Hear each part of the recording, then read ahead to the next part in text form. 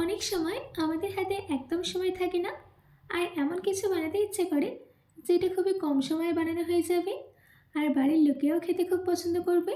তাই আজ আমি আপনাদের জন্য সেরকমই একটি রেসিপি করে দেখাবো, যেটা আপনারা আপনাদের বাড়িতে থাকা খুব কম উপকরণ দিয়ে ইজিলি বানিয়ে দিতে পারবেন।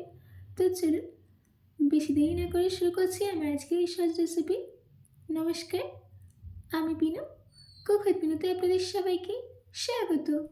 এই রেসিপিটা বানানোর জন্য সবার প্রথমে আমি কড়াইয়ের মধ্যে নিয়ে নিচ্ছি 1 কাপ জল। এবার এই জলের মধ্যে অ্যাড করে দিচ্ছি হাফ চামচ নুন। তার সাথে অ্যাড করে দিতে হবে 1 চামচ তেল। নুন আর তেলটাকে জলের সাথে ভালো করে মিশিয়ে নিচ্ছি, আর জলের মধ্যে একটা বয়েল আসা অবধি ওয়েট করতে হবে। আমাদের এখানে জলের মধ্যে একটা বয়েল চলে এসেছে। এবার আমি এর মধ্যে অ্যাড করে দিচ্ছি 1 কাপ চাল গুঁড়ি। 1 কাপ জলের জন্য 1 কাপ চাল গুঁড়ি। আমি যেই মেজারমেন্ট কাপে মেপে চাল নিয়েছিলাম সেই মেজারমেন্ট কাপে মেপেই চালগুঁড়ি নিয়েছি। এবার এই চালগুঁড়িটাকে জলের সাথে ভালো করে মিশিয়ে নিয়ে একটা ডো ফর্মে আসা অবধি রান্না করে নিতে হবে।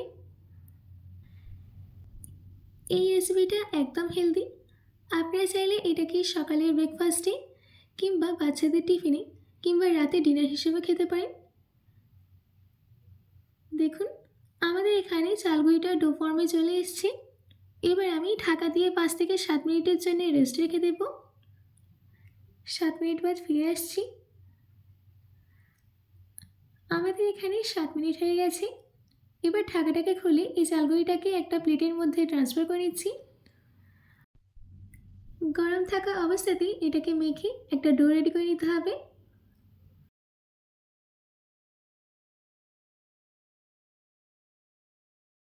দেখুন, আমাদের এখানে ডোটা কিন্তু একদম রেডি হয়ে গেছে। এবার আমি এই ডোটা থেকে ছোট ছোট বল নিয়ে হাতের তালের মাঝখানে রেখে ভালো করে গোল করে নেব। একটা স্মুথ বল রেডি করে নেওয়া হয়ে গেলে এই বলের মধ্যে একটা ডিজাইন আনার জন্য আঙুলের সাহায্যে বলের সেন্টারে হোল করে দিচ্ছি। দেখুন, কত সুন্দর একটা ডিজাইন রেডি হয়ে গেছে। আপনারা চাইলে এটা নর্মাল বল রেডি করে নিতে পারেন। আমি আপনাদেরকে আরেকটা করে দেখাচ্ছি। এই একই প্রসেসে আমি বাকিগুলোকেও রেডি করে নেব। দেখুন, আমাদের এখানে সবগুলো রেডি করে নেওয়া হয়ে গেছে। এবার চলে যাচ্ছি নেক্সট প্রসেসে। এবার একটা কড়াইয়ের মধ্যে দিয়ে দিচ্ছি 4 চামচ তেল। তেল গরম হয়ে গেলে দিয়ে দিচ্ছি 1 চামচ রসুন কুচি। রসুন কুচিটাকে 1 মিনিটের জন্য সতে করে নিতে হবে। আমাদের এখানে 1 মিনিট হয়ে গেছে। এবার আমি ঝালের জন্য দিয়ে দিচ্ছি 2টো কাঁচা লঙ্কা কুচি। কাঁচা লঙ্কাটাকেও কিছুক্ষণের জন্য সতে করে নেব। আমাদের এখানে কাঁচা লঙ্কাটাকেও সতে করে নেওয়া হয়ে গেছে। এবার আমি এর মধ্যে অ্যাড করে দিচ্ছি একটা বড় সাইজের পেঁয়াজ কুচি, দিচ্ছি 2টো মিডিয়াম সাইজের টমেটো কুচি। টমেটোটা গলানোর জন্য দিয়ে দিচ্ছি স্বাদ মতো নুন, দিচ্ছি 1 চামচ লঙ্কা গুঁড়ো। আপনারা যদি বেশি ঝাল খেতে পছন্দ না করেন তাহলে কাঁচা লঙ্কাটাকে স্কিপ করবেন। এবার এটাকে ততক্ষণ রান্না করে নেব যতক্ষণ না টমেটোটা একদম সফট হয়ে যায়। দেখুন, আমাদের এখানে টমেটোটা একদম সফট হয়ে গেছে। এবার আমি এই স্টেজে এর মধ্যে অ্যাড করে দিচ্ছি একটা ছোট সাইজের ক্যাপসিকাম কুচি। ক্যাপসিকাম কুচিটা দেওয়ার পর মিডিয়াম ফ্লেমে 2 মিনিট রান্না করে দিতে হবে।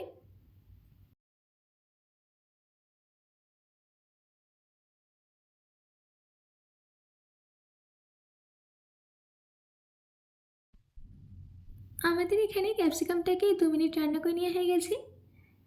এবার আমি এর মধ্যে অ্যাড করে দিচ্ছি 5 চামচ টমেটো কেচাপ। টমেটো কেচাপটা দেওয়ার পর গ্যাসের ফ্লেমটাকে মিডিয়ামে রেখে 1 মিনিট রান্না করে নেব। এই রেসিপিতে বেশি সস দেওয়ার প্রয়োজন নেই। আমাদের এখানে 1 মিনিট হয়ে গেছে। এবার আমি এর মধ্যে অ্যাড করে দিচ্ছি 2 কাপ জল। 2 কাপ জল দেওয়ার কারণ হচ্ছে চালগুঁড়ি দিয়ে তৈরি বলগুলো যখন এর মধ্যে দেওয়া হবে তখন ওই বলগুলো এই জলটাকে সোক করবে। জলের মধ্যে বল চলে এলে একে একে এই বলগুলোকে দিয়ে দিচ্ছি।